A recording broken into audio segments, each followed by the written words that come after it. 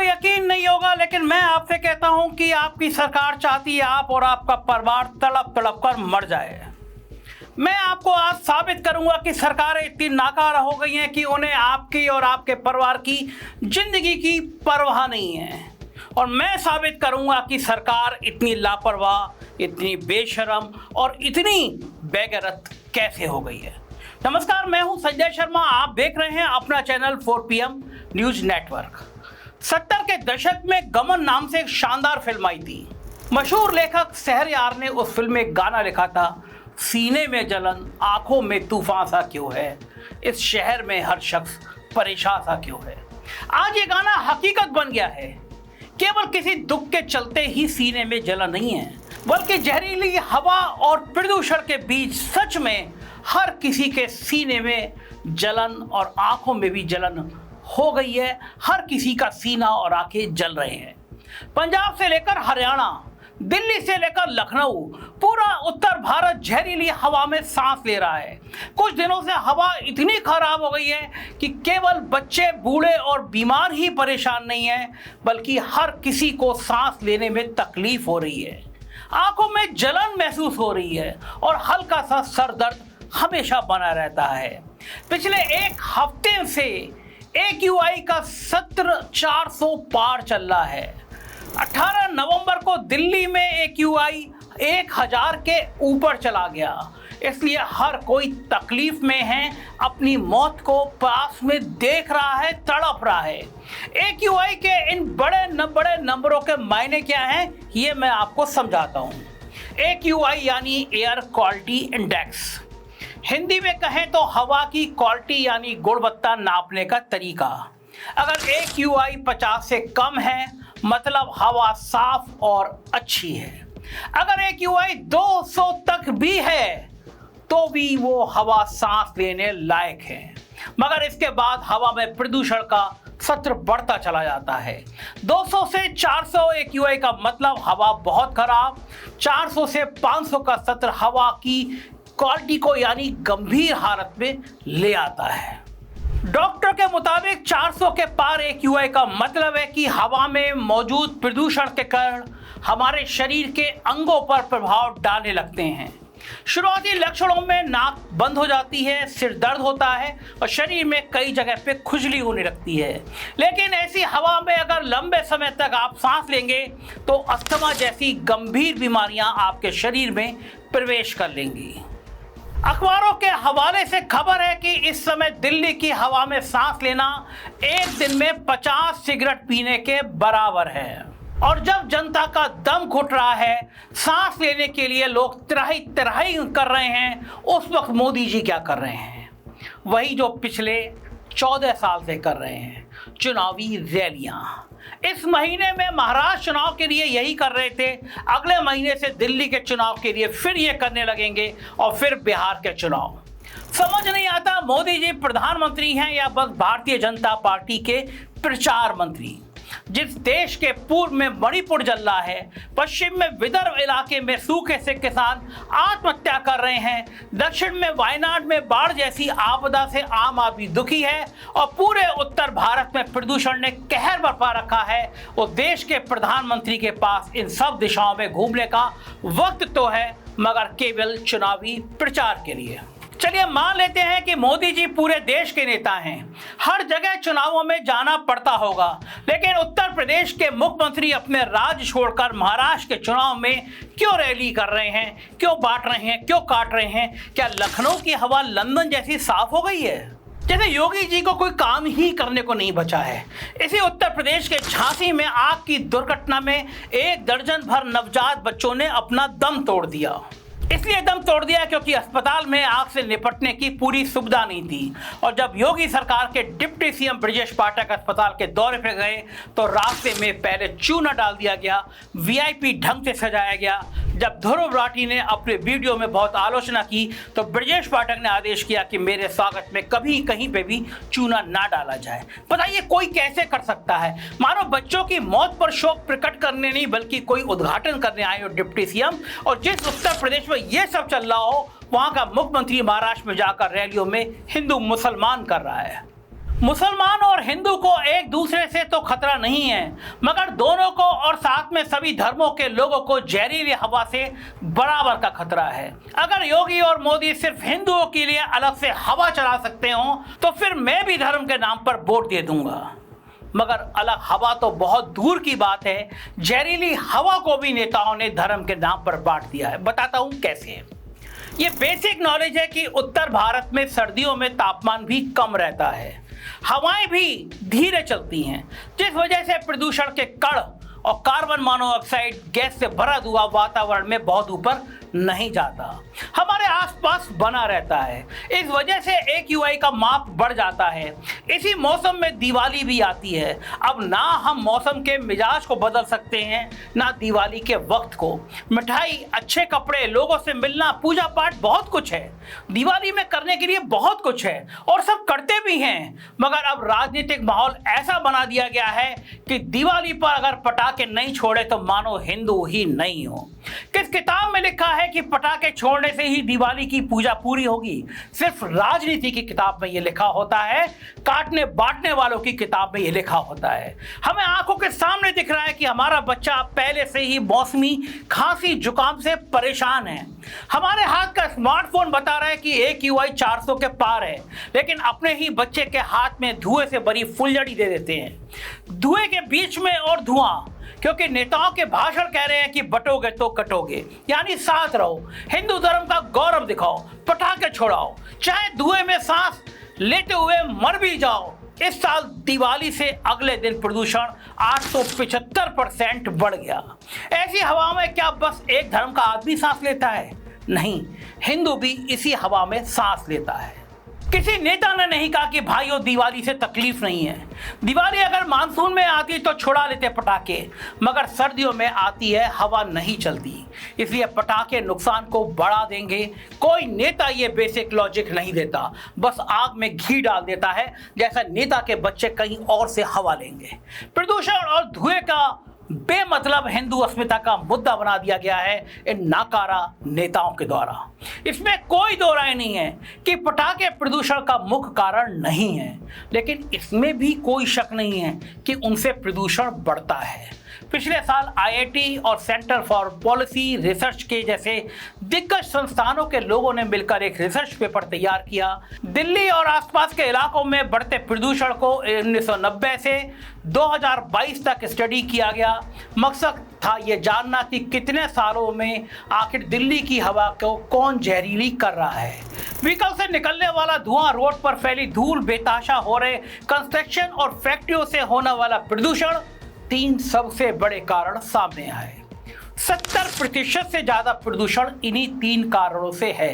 इनके बाद घरों का चूल्हा और खुले में कचरे का जलाया जाना 2 सबसे बड़े कारण हैं। पराली का जलना 3% और पटाखों का जलना 1% प्रदूषण के लिए जिम्मेदार है। मगर पराली का जलना और पटाखे भारी प्रदूषण के बीच में होते हैं, इसलिए ज़्यादा नोटिस में आते हैं और इन्हीं 2 मुद्दों पर हंगामा बना रहता है। दिल्ली के लोग पंजाब हरियाणा के किसानों को जिम्मेदार ठहरा देते हैं, उसी तरह पटाखे न चलाने वालों को जिम्मेदार ठहरा देते हैं और जिन्हें चलाने हैं वो जिद में और ज़्यादा चलाते हैं। इन सब के बीच हर साल सुप्रीम कोर्ट कुछ अफसरों को डांट डपट कर अपने हिस्से की औपचारिकता निभा देता है। आज तक प्रदूषण के मामले पर ना किसी नेता की कुर्सी गई और ना ही कोई अफसर सस्पेंड हुआ, ना किसी को जुर्माना हुआ, ना किसी को जेल। बस नवंबर आते ही सब अपने हिस्से का काम का नाटक कर देते हैं। मतलब नेता एक दूसरे को गाली दे देते हैं, हर पार्टी दूसरी पार्टी को जिम्मेदार ठहरा देती है, सुप्रीम कोर्ट कुछ ऑर्डर पास कर देता है जिनको कोई नहीं मानता और होली आते आते सब इस मुद्दे को भूल जाते हैं अगली दिवाली आने तक। लेकिन हमेशा से ऐसा टॉक्सिज्म नहीं हुआ है, कुछ काम भी हुए हैं। प्रदूषण के खिलाफ पहली और सबसे जरूरी जंग लड़ी और जीती मशहूर वकील MC मेहता ने। कानून के छात्रों के लिए MC मेहता अमिताभ बच्चन से कम नहीं है। भोपाल गैस लीक मामले में पीड़ित परिवारों को न्याय दिलाना हो या उत्तराखंड में पहाड़ों को बचाना हो या फिर पीले पड़ते ताजमहल की खूबसूरती बचाने के लिए आगरा में चल रही फैक्ट्रियों को रुकवाना हो, इन सब के पीछे एक ही नाम है, एडवोकेट MC मेहता। और उनके द्वारा सुप्रीम कोर्ट पर लगाई गई दर्जनों PIL यानी जनहित याचिकाएं पर्यावरण को बचाने में एडवोकेट MC मेहता का योगदान अतुलनीय है। यह माना जा सकता है, देखा जा सकता है। दिल्ली और इसके आसपास के बढ़ते प्रदूषण को MC मेहता ने 1998 में ही भांप लिया था। तब इन्होंने कोर्ट में PIL लगाई कि दिल्ली में चलने वाली सभी बसें CNG पर चलनी चाहिए, क्योंकि CNG साफ ईंधन है, पेट्रोल और डीजल की तरह पर्यावरण को नुकसान नहीं पहुंचाता। इनकी ये बात कोर्ट ने मानी और दिल्ली की सभी बसें, टैक्सी वगैरह CNG में बदली गई, जिससे इन गाड़ियों से निकलने वाले हानिकारक सल्फर डाइऑक्साइड और PM2.5 में 90% तक गिरावट आ गई। मगर सिर्फ एक काम से काम नहीं चलता। उस वक्त जरूरत थी कि पब्लिक ट्रांसपोर्ट को ज़्यादा से ज़्यादा बढ़ाया जाता, लेकिन बढ़ावा दिया गया प्राइवेट व्हीकल्स को। सस्ते कार लोन ने हर किसी के लिए गाड़ी तो मुहैया करा दी, मगर रोज हजारों में बढ़ती गाड़ियों के लिए रोड बनाने की तरकीबें नहीं देखी गई। दिल्ली का हाल तो सब जानते ही हैं। दिल्ली से गुड़गांव या नोएडा जाना हो तो 2 से 3 घंटे लगते हैं, मगर बाकी शहरों का भी हाल कुछ ऐसा ही होता जा रहा है। बंगलौर आजकल अपने मौसम के लिए नहीं बल्कि अपने खराब ट्रैफिक के लिए जाना जाता है। लखनऊ का हाल भी कुछ ऐसा ही है। बसों में केवल गरीब और मजदूर आदमी चल रहा है। हमारी सहूलियत के लिए बनी कारें ही हमारी सबसे बड़ी दुश्मन बन गई हैं। कार इसलिए खरीदी जाती है कि हम कहीं भी जल्दी पहुंच सकें, मगर कारों की वजह से ही दम घोटो जाम में घंटों खड़े रहते हैं। कार खरीदी जाती है ताकि आराम मिले, लेकिन लाखों करोड़ों कारों के लिए धुएं ने हमारा चैन और आराम इस कदर छीन लिया है कि अब सांस लेना भी मुश्किल हो गया है। 2023 के रिसर्च पेपर के अनुसार दिल्ली की आबादी 2021 में 19 मिलियन थी, यानी 1 करोड़ 90 लाख, और रजिस्टर्ड वाहनों की संख्या 14 मिलियन यानी 1 करोड़ 40 लाख। समझ नहीं आ रहा कि आदमियों के लिए गाड़ियां हैं या गाड़ियों के लिए आदमी हैं। गाड़ियों के धुएं को रोकने के लिए सरकार के पास समाधान तो छोड़िए, सोच भी नहीं है। लोकसभा चुनाव से पहले भाजपा ने अपना मैनिफेस्टो निकाला, उसे नाम दिया मोदी की गारंटी। 76 पेज के इस मैनिफेस्टो में मोदी जी का चेहरा 50 से ज्यादा बार है, लेकिन प्रदूषण का जिक्र बस एक बार 68वें पेज पर लिखा है। मैं पढ़कर सुनाता हूँ। हमने नेशनल क्लीन एयर प्रोग्राम की शुरुआत की है, जिसका उद्देश्य 131 शहरों में वायु प्रदूषण को कम करना है।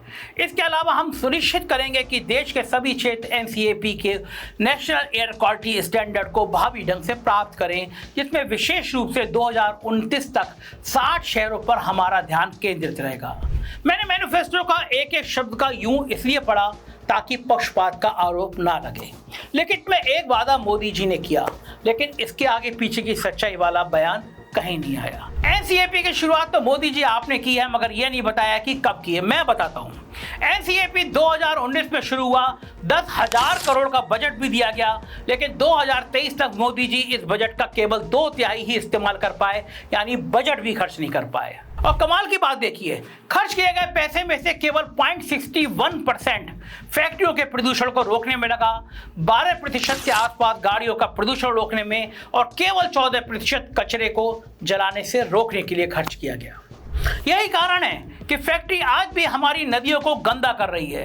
गाड़ियों की संख्या रोकने के लिए कोई योजना नहीं है। कचरे के पहाड़ दिनों दिन बढ़ते जा रहे हैं। स्वच्छ भारत अभियान के तहत हर 2 अक्टूबर को साफ जगह में झाड़ू जलाते हैं, बड़े बड़े होर्डिंग लगाते हैं, विज्ञापन करते हैं, नौटंकी करते हैं, लेकिन आपने योगी जी को झाड़ू और सफाई करते हुए तो देखा होगा, मोदी को झाड़ू लगाते सफाई करते हुए देखा होगा, लेकिन मैं आंकड़ों से बता रहा हूं कि हकीकत में इन दोनों नेताओं का हाल क्या है।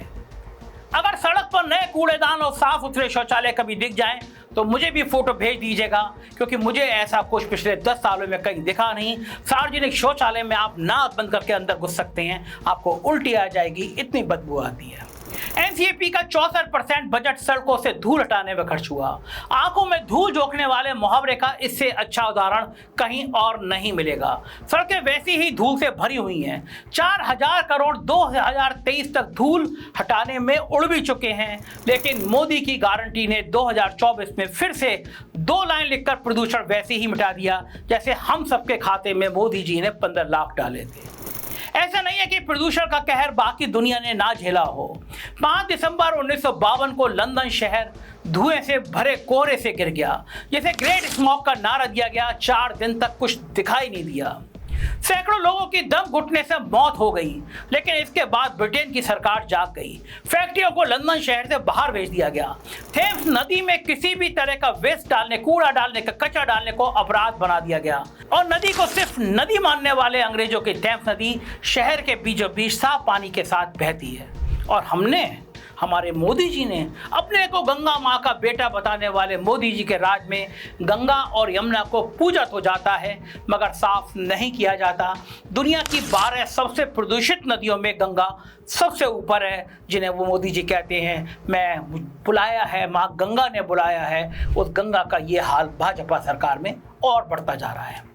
यानी बेटे मोदी के 10 सालों के अथक प्रयासों के बावजूद गंगा मैया पहले स्थान पर आ गई है गंदगी में, प्रदूषित होने में। यमुना मैया को भी हमने पीछे नहीं रहने दिया, वो 9वें स्थान पर है। हम सबको मिलकर शर्म आनी चाहिए, क्योंकि हम सब भी जिम्मेदार हैं अपने पाप धोने और पुण्य कमाने के लिए नदियों को गंदा करते रहते हैं। भला माँ के साथ इस तरह का बर्ताव कौन करता है? नीदरलैंड जैसे देश दूसरा सबसे बड़ा उदाहरण है। बढ़ती सड़क दुर्घटना और प्रदूषण से तंग आकर यहाँ की सरकार ने गाड़ियों के बजाय साइकिल पर जोर दिया।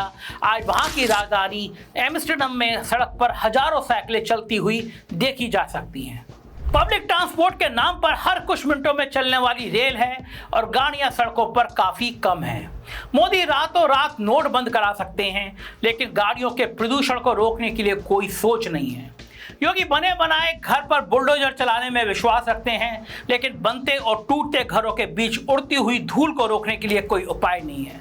अयोध्या में सरयू और बनारस में गंगा नदी पर लाखों दियों से देव दिवाली मनाई जाती है, मगर फिर उसके बाद क्या होता है कुछ पता नहीं। अगले दिन बुझे हुए दियों के डिस्पोजल और मैनेजमेंट के लिए कोई योजना नहीं है। ऐसे हालातों में एक सच्ची घटना याद आ गई। मार्टिन निमोलर नाम के एक जर्मनी पादरी थे। हिटलर द्वारा यहूदियों के नरसंहार के बाद इस पादरी ने एक बात कही थी जो आज भी होलोकॉस्ट म्यूजियम में दर्ज है। उसका हिंदी रूपांतरण मैं आपको सुनाता हूँ। पहले वो समाजवादियों के लिए आए, मैं चुप रहा क्योंकि मैं समाजवादी नहीं था। फिर वो मिल मजदूरों के लिए आए, मैं चुप रहा क्योंकि मैं मिल मजदूर नहीं था। उसके बाद वो यहूदियों के लिए आए, मैं तब भी चुप रहा क्योंकि मैं यहूदी नहीं था। और फिर वो मेरे लिए आए और तब तक मेरे लिए बोलने वाला कोई नहीं बचा था। दोस्तों, आज हमारे साथ भी कुछ ऐसा है। नेताओं ने धर्म, जाति, संप्रदाय में हमें ऐसा बांट दिया है कि हम बेवजह के मुद्दों में उलझे रहते हैं। और जब आज सब कोई, मैं और आप, मेरा और आपका परिवार जहरीली सांस ले रहे हैं, तब इस मुद्दे पर एक साथ बोलने के लिए कोई बचा नहीं। जिंदा रहने से बड़ा तो कुछ नहीं है। इसलिए इस शहर में मरने से पहले एक बार मिलकर आवाज उठाइए, ताकि सत्ता के गलियारों तक मेरी और आपकी आवाज जरूर पहुंचे। कैसी लगी बातचीत जरूर बताइएगा। क्या मैं सही बोला या नहीं बोला ये बताइएगा। चैनल को सब्सक्राइब और ज्वाइन जरूर कीजिएगा। शुक्रिया, थैंक यू।